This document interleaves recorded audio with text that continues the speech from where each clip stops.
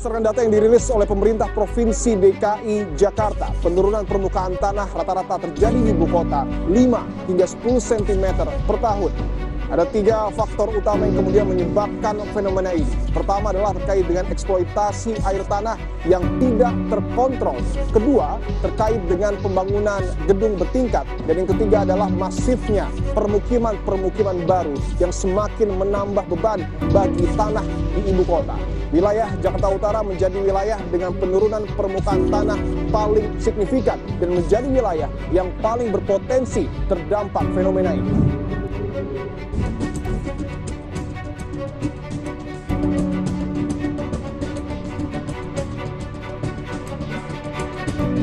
Pemilik rumahnya ada, Pak? Saya. Oh, Bapak pemilik rumahnya? Apa? Izin Pak, Dipo dari Kompas TV, dengan Bapak siapa? Oh, iya. Pak Waluyo. Ini sedang ditinggikan, Pak? Berarti sebelumnya di bawah jalan ini rumah Bapak? Oh, sekitar semeter 80 tingginya dari tinggi itu. Perbedaannya semeter 80 dari tanggul ini, jalan lama. Oh, jalan lama? Iya, kan dikeruk. Artinya dulunya selalu terendam banjir, Pak? Ah, iya. Enggak.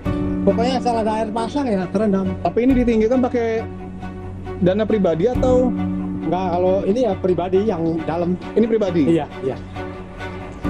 Karena kalau tidak ditinggikan Nggak bisa kerja. Terendam. boleh tahu Pak, berapa Pak biayanya Pak? Ya 15 sampai 20 buat turun aja. 15 sampai 20 juta? Iya, buat turun. Sudah berapa kali ditinggikan Pak? Saya di sini 5 tahun 2 kali. 2 kali, berarti kalau dikalkulasi Sudah 3 kali ini berarti. ini sudah 3 kali? Iya. Lebih dari 50 juta mungkin? Dulu kan masih jalan lama kan pendek, terus ditinggiin sendiri. Kena jalan ini tinggi lagi. Ini juga, ini salah satu yang rumahnya masih di bawah juga Bu ya. Permisi Bu, dengan Ibu Kompas TV, dengan Ibu siapa? Ibu Sumaini. Iya. Ibu emang rumahnya lebih rendah daripada jalan ini ya Bu ya? Iya Pak. Ya, kalau banjir mau udah kelelep. Ini kalau banjir kelelep. Terakhir banjir kapan? Udah ada semingguan ya. Baru seminggu yang lalu. Berarti ini Ibu meninggikan sendiri bagian depannya? Ya. Habis kalau banjir mau repot. Iya. Lagi kan ada mesin cuci apa harus pada naik semua. Oh, tanggul mitigasi lumayan membantu Bu sejauh ini atau seperti apa? Enggak lah, malah saya tadinya nggak pernah banjir. Nggak pernah beneran. Jadi air larinya ke sana sebenarnya. Pas ini ditanggul, udah saya yang kelelep bagian sini. Oh, justru malah kelelep Iya. Bu ya? Saya baru banjir bulan-bulan ini aja pas ada tanggul ini. Oh. Baru banjir saya. Ibu tinggal di sini dari tahun? Saya udah hampir 6 tahun. 6 tahun. Iya. Akan tetap tinggal di sini dengan kondisi seperti ini? Insya Allah, harus mau gimana ya? Beli rumah di sana juga kan pada mahal, nggak mungkin. Terima kasih banyak Bu ya. Semoga nggak banjir lagi ke depannya. Amin. Ya.